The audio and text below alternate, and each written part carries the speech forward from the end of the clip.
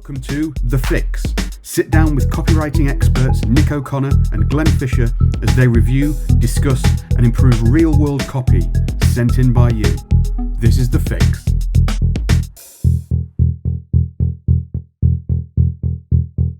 Let's talk about some copy. Would you read it aloud? I will get you some copy to read, and you're going to like this one because it is financial copy. And it's been sent in by a reader of The Fix, and I will start reading it myself for you here as soon as it goes out of the way. There we go. Are you getting prepared for the inevitable shift towards digital assets? Dear reader, the Federal Reserve has just announced that it is about to show its new digital pay system called FedNow, scheduled for this July. This new digital payment system will usher in central bank digital currency, in brackets digital dollar, a currency that will not be printed but will exist in a space inside your phone. This new development has raised speculation and controversy, and people are asking if this is the end of the dollar. These are the things you should know. Central bank digital currency will be controlled by a private network, controlled to a private network by the government, so it will be centralized. That gives the government full control over your money and how you'll spend it. Central bank digital currency will turn the central bank into digital gods, and it will tie to your, or be tied to your unique ID that will be used to build social proof. This will give the government the power to control spending. If the government wants to encourage spending, they can drop some money into your account intentionally. But if they want to discourage savings, at a flick, the money could have the expiration date and disappear. This is exactly what China did to encourage spending. I'm going to stop there because it's a big idea in the financial space, digital currencies and centralized versus decentralized.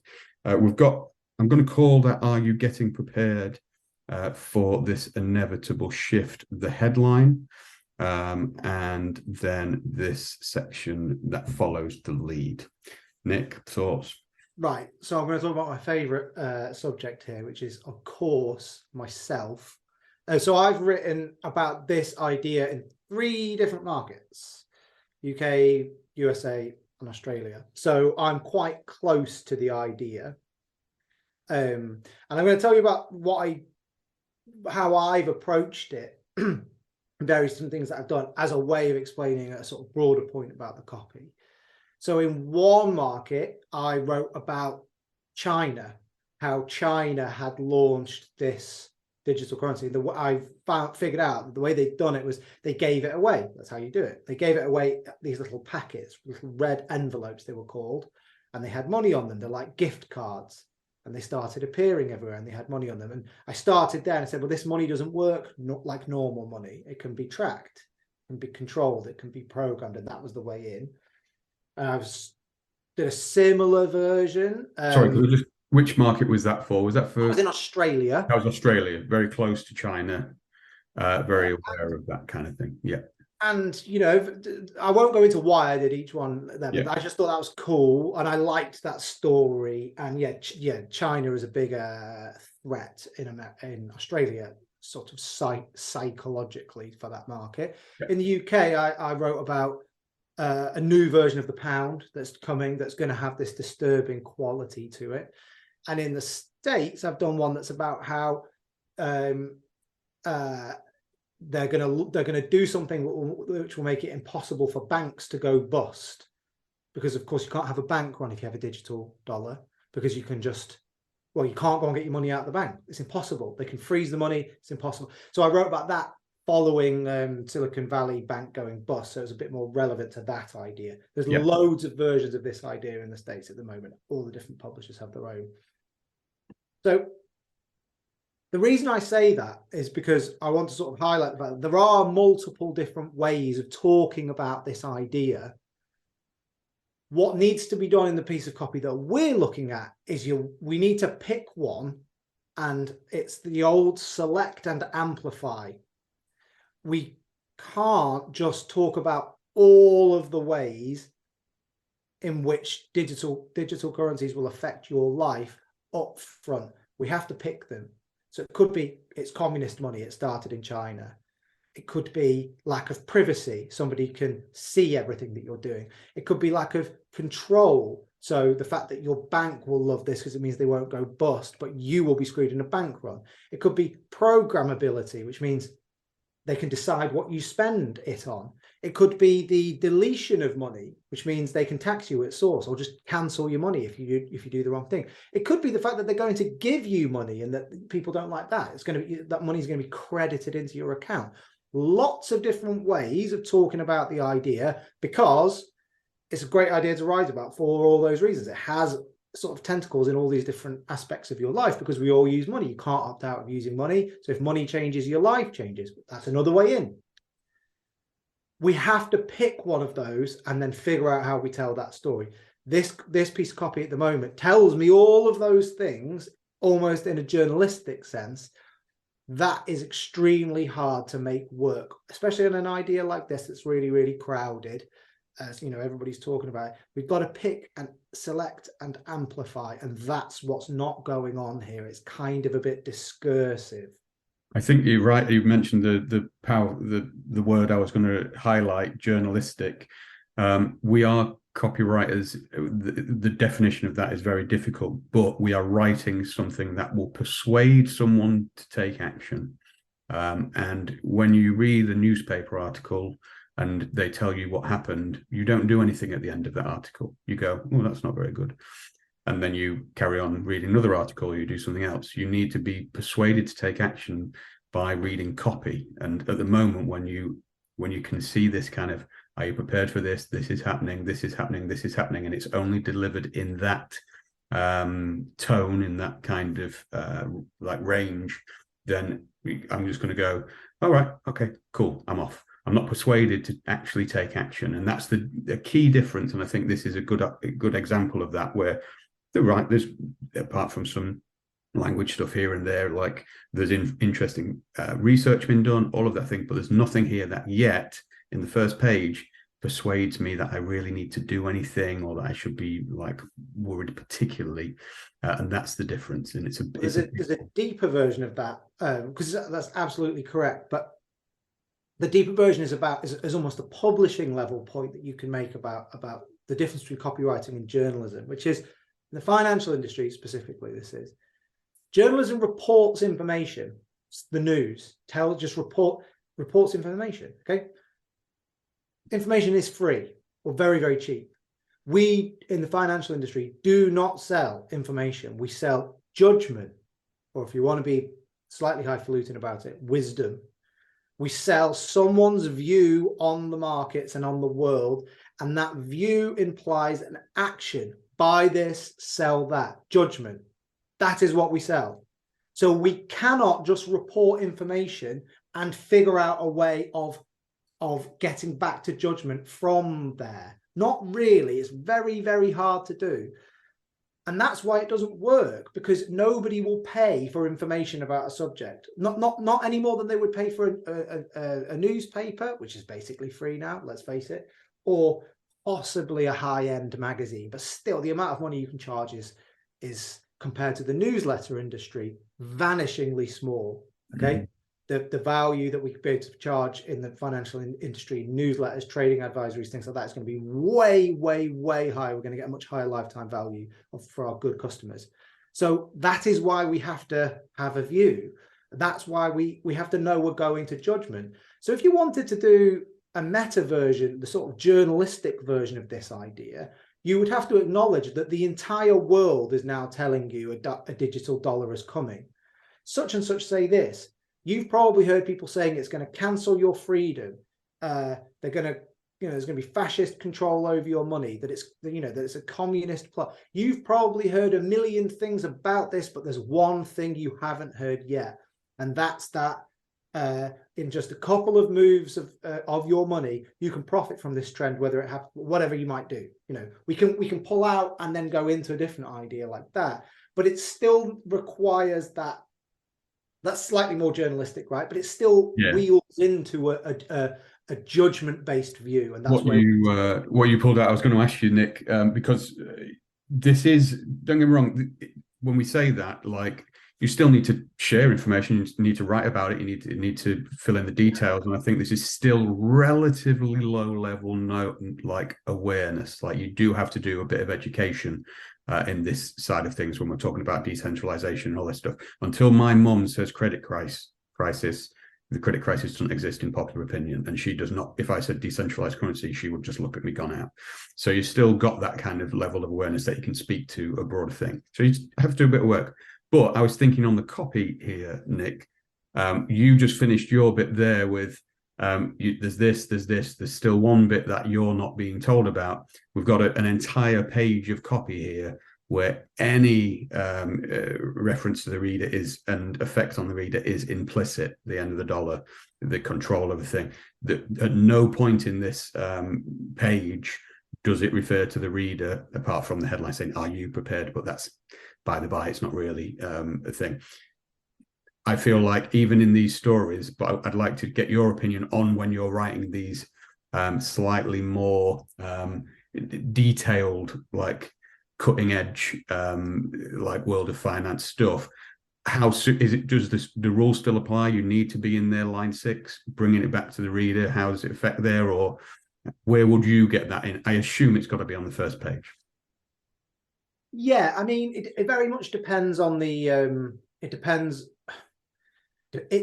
on the story you have to tell. So for instance, in the version I did in Australia that talked about the red packets, it didn't come in till 12 lines in, let's say. So not because I loved that story, and I just thought, let's let the story breathe. So this money appears but the punchline, so it went on a little bit that this money appears everywhere. It is programmable. The authorities can decide exactly where you spend it, exactly what you do with it, whether it gets a chip, And what I did was I said, of course, you'll think this is exactly the sort of thing that the Chinese will do because they're communists. And then the next line was, but it's under development here in Australia too, which was true, which is true, by the way. In fact, it was tested in Australia before it was tested in China. That was I thought that was a very, very strong punchline. So what I made play with there was the fact that you may believe this is the sort of thing that will happen in an authoritarian communist state. So I actively used the reader's prejudice against authoritarian regimes. Yep.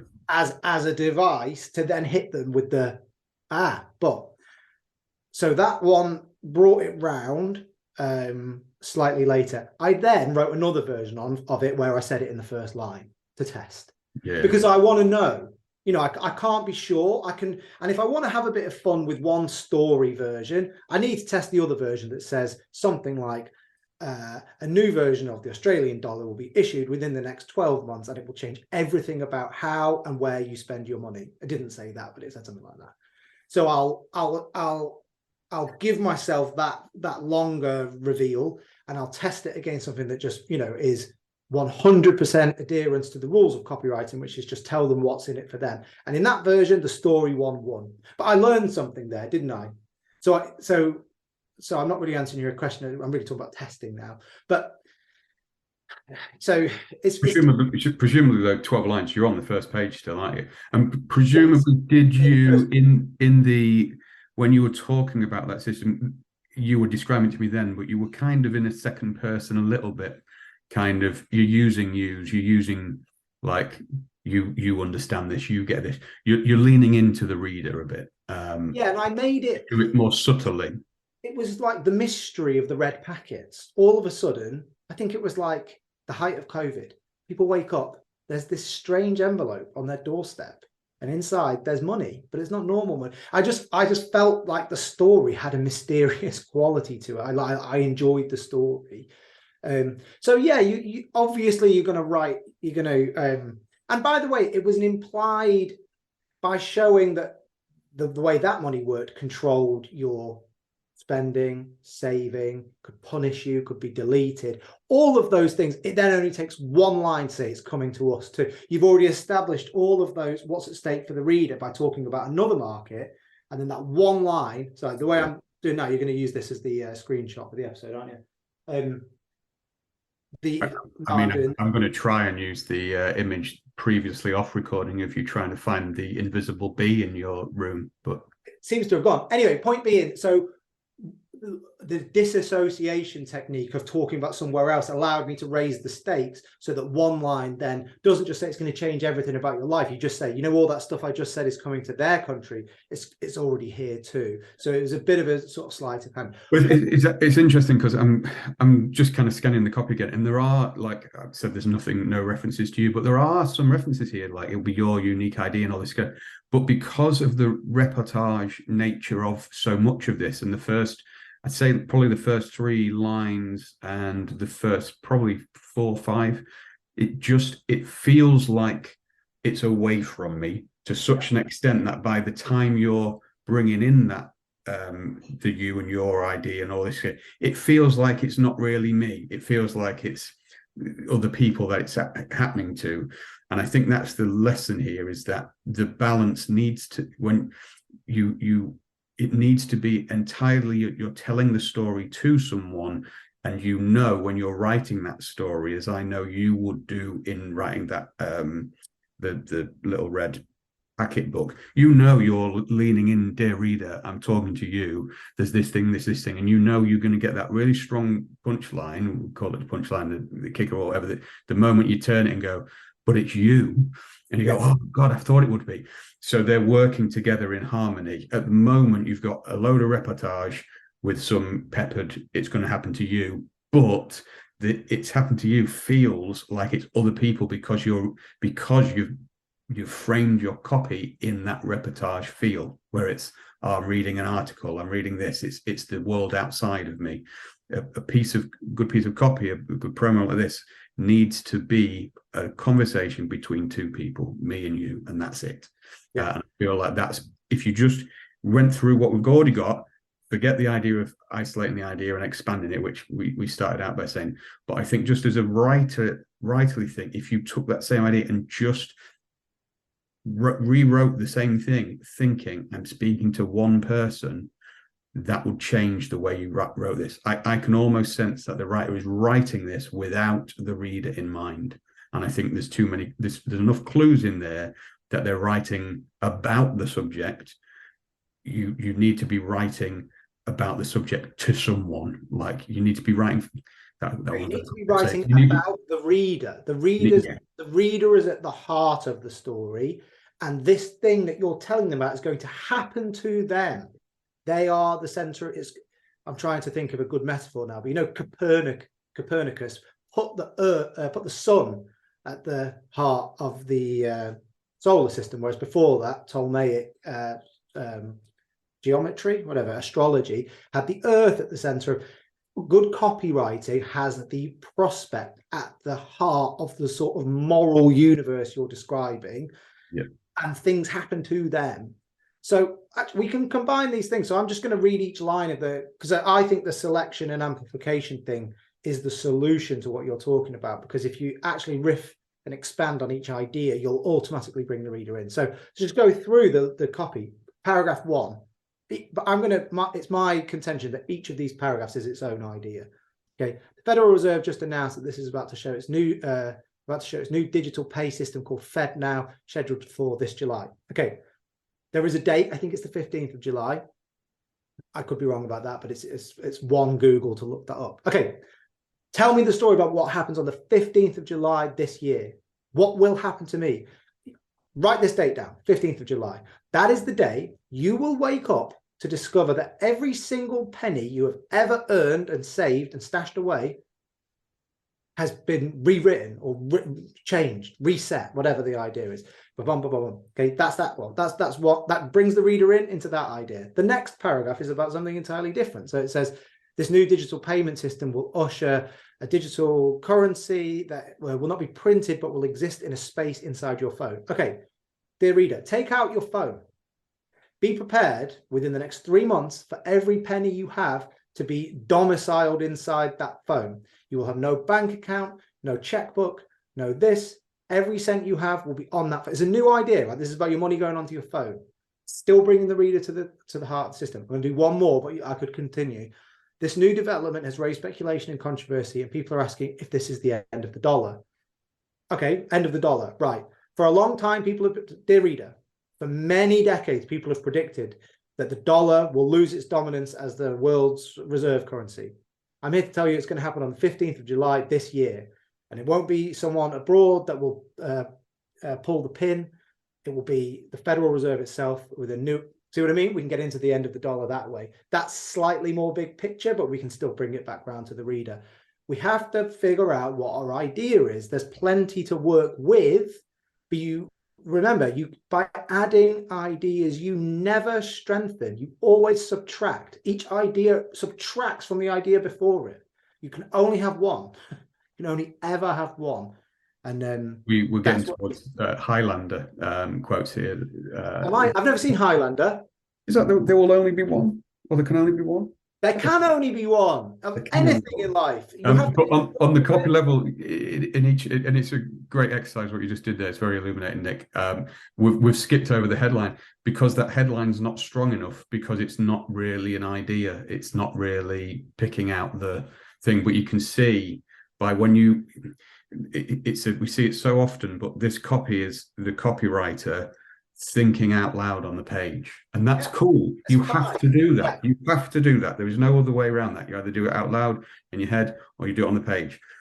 But once you've done that piece of work, the next bit is to take that and go, right, now if that's the idea, what's the headline for that? And you could very easily, in each of those three things that you've just provided there, Nick, there's easy ideas there. Fed now, scheduled for thingy, like whatever. It's obvious how that thing, but this is cool. You've got to get these ideas on the page. But again, just power of one. Like there can only be one idea. Pick it and then expand on it. You've got to do the next bit to get to good copy. Or this probably, you're right, actually, Glenn. We shouldn't. This copy isn't, in my opinion, strong enough to go out into the marketplace. If I was a publisher, that is. I'm offering no judgment beyond that. But as a first draft, getting the ideas out there onto the page, it's doing what it needs to do. Now we have to select. Yeah. I would argue there's probably 8 or 9 ideas here. I mean, I would probably just go through it as the reader. You can go away from it for a few days, come back, sorry, as the writer, read through it, and just highlight the lines that excite you. So for instance, to me, and so again, as I've said, I've written about this and I'm in this market, so I'm seeing stuff like this all the time. I like the digital gods, turning the bankers into digital gods. And it's not the digital part that interests me about that, it's the God part, because I think a world in which a banker can decide exactly what you spend your money on, where you can spend it, what opinion you can have, because that's implied in your spending decisions, can limit what you spend your money on. You've had too much meat, you can't use any more diesel, whatever. To me, that sounds like a level of control that was probably the way things worked in medieval times, when the church controlled what you could eat on any given day, what you couldn't think. It's blasphemous to do this. They could control your entire moral universe through, the church. So I like that idea. It's a little bit high concept, but this idea that they're sort of half, it's almost religious. It's so authoritarian. This is just so you can get your Henry the Ninth headline complex out, isn't it? I don't know where I would go with that. It's not necessarily grabbing me in terms of a headline and a lead, but I think what we're showing is that this idea is incredibly rich. But when you have a rich idea, you have to go micro. You have to find that part of it. Or there's all these different elements. We can't just put them all on the page. We have to say, it's this. It's that moment you can't do X. It's a little bit of Hollywood writing, isn't it? I always remember, I can't remember what I was reading, but just that idea of like, if in a zombie apocalypse film, you don't do the whole apocalypse. You go to the family and the one person that's got to rescue it, and their particular moment of like it's that bit that we connect with it. If you just go, that's happening, you're like, yeah, whatever. Or can I give you another example of that? So how are the dinosaurs represented in Jurassic Park before you know that they're there? What is it? Oh, the water Or- shaking. Yeah. That's a great metaphor Yeah. for good writing, that it's not, that is scarier than you just see it and he looks at it and you see it and he sees it and you know what's coming because you know what the name of the film is. But that moment, it's to go back to the episode we did with Eddie, it's those moments what bring me to the point where this world becomes sort of unavoidable and make it manifest for me. And it's those moments that also, because if you don't do that, then you will just be writing the same as is widely out there, and therefore there's no reason to. I can read that information on Bloomberg. I can read it on any old kind of financial blog. It's just, this is why you've got to go to those moments and engage the reader. But again, the writer on this has clearly got a grasp of it. They know the stories, they've done the research, they know there's the China angle there, they know there's the Fed now thing, they know there's all that there. Now it's, again, I think it might be just committing to one idea and having the strength. I was going to say, you want to say the balls, don't you? I want to say the balls. Yeah, I was avoiding saying the balls, but just having the there is a better word, but having the confidence. That's what I was looking at. The confidence to be able to go, no, this is the idea. I love this idea. And if you haven't got the confidence in the idea, it's probably because you don't love the idea. And if you don't love the idea, then you can't write well about the idea, I would say. So you have to wow, this is the idea. And until you're like, I've got to tell you this, it's really good. This is exciting. Until you're boring people about it, you're not going to write good copy about it. So that's where you've got to go, okay, what's this thing? If I was the copy chief on this, I would, and by the way, you said, if you don't do this work, you run the risk of me being able to read about it on Bloomberg or whatever. It's worse than that. If you don't do this work and dive right in, somebody else will, another copywriter. I'm a competitor to this writer in that sense, in that my work is out there in the marketplace too. So that's not designed to be like, mine's better than yours, because that's absolutely not the point I'm making at all. But it's that someone will, and you need to be aware of that somebody will do that work. So if I was the copy chief, I would probably work with the writer and select 3 ways in that I like. I'd probably choose the Fed now, 15th of July, maybe the end of the dollar thing, because there's a lot of that's really in the zeitgeist now. De-dollarization is a big story. And maybe the church angle. I don't know exactly what that would be. Digital gods. The idea that somebody is going to lord over you, is going to sit in judgment of you and decide what is right and wrong for your entire life. That's powerful. So I'd say these are the 3 ideas. For instance, if I'm the copy chief, now I want you to go away and write me 3 headlines and leads, because we can't know which one will work until it's on the page. I'd select and amplify, but it doesn't have to be one. There's plenty of ideas there. And I'd say, right, bring me those ideas back. Then we'll work on them, and we'll probably bin off 1, and we'll develop 2 a little bit further. And then we'll know by then what's working. That would be the next step if I was, and this is a perfectly reasonable starting point for that process.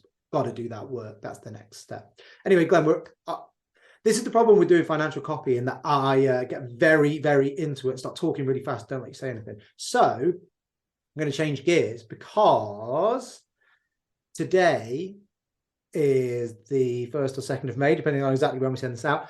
I was waiting for you to try and be professional about the fact that we might be sending this out. I am not professional, and I will try to be professional. But for some reason, I have decided that the Fix is going to hold a festival, an event, copywriting event this year on the 14th of September. And tickets are now on sale to Fix viewers, members, readers, however you want to think about yourself. So Glenn, if you're on the email. Yes, that's true. Yeah. So if you will have received watching this and you've not signed up to the email, you need to get onto the Fix email. There's links on the YouTube page. Presumably that's where you're seeing it.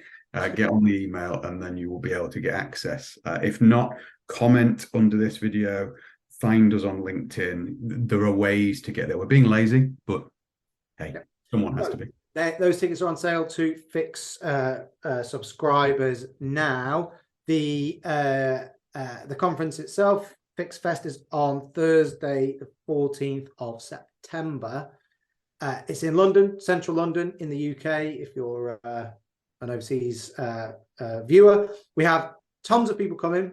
We will tell you more in next week's episode about who's speaking, because we've gone on long enough. But I know I can tell you for a fact from existing people who've already bought tickets, we have people coming from, aside from the UK, we have people coming from the States, Brazil, France, Spain, Holland, Germany. And there could be more by the time you're watching this. So it would be great for you to come along. It's going to be a really, even if I do say it myself, it's going to be a bloody great day in a crypt in the centre of London. Yeah, just so on that list, they went live to, so we've already sold a load to Fix Accelerator members before they went to the Fix viewers. So we have limited tickets. That's not like a scam thing. It's like we literally can only fit so many people in the room. We've sold a load of them.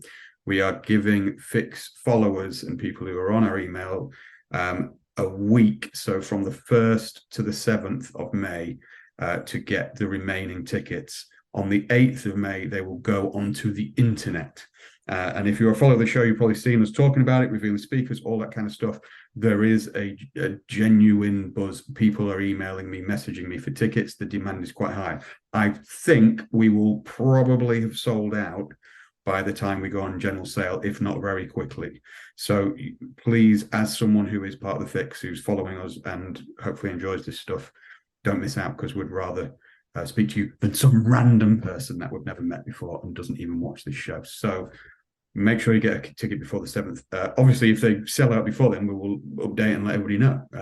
But we will see. But yeah, it's going to be good. It's going to be fantastic. Right. So that date again is Thursday, the 14th of September.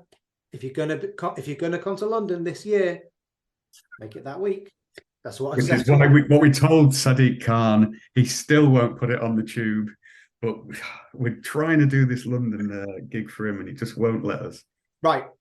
Let's wrap up. Thank you very much for joining us. We will be back again next week with another episode of The Fix. But until then, thank you very much and goodbye. If you enjoy The Fix and want to get access to even more good stuff, join the Fix Accelerator today. Get access to special masterclasses from Nick and me, watch expert interviews with industry legends, join live copy feedback sessions every week, and get connected to our very own private copy network. Visit thefixaccelerator.com for more information. Hello, it's us again. Hello. No, it doesn't work if you... Well, I realised that I was waving, and for anybody who listens to the podcast version, they can't see me waving. So it's a difficult line to walk, but we're walking. Start again from now. Glenn, start waving. I am now waving. Don't say anything. Right, okay. Absolutely professional. Walks on stage, waves, talks at the same time. Okay. On 3. I'm an absolute professional. Hello and welcome to another episode of The Fix. Glenn, would you like to say something?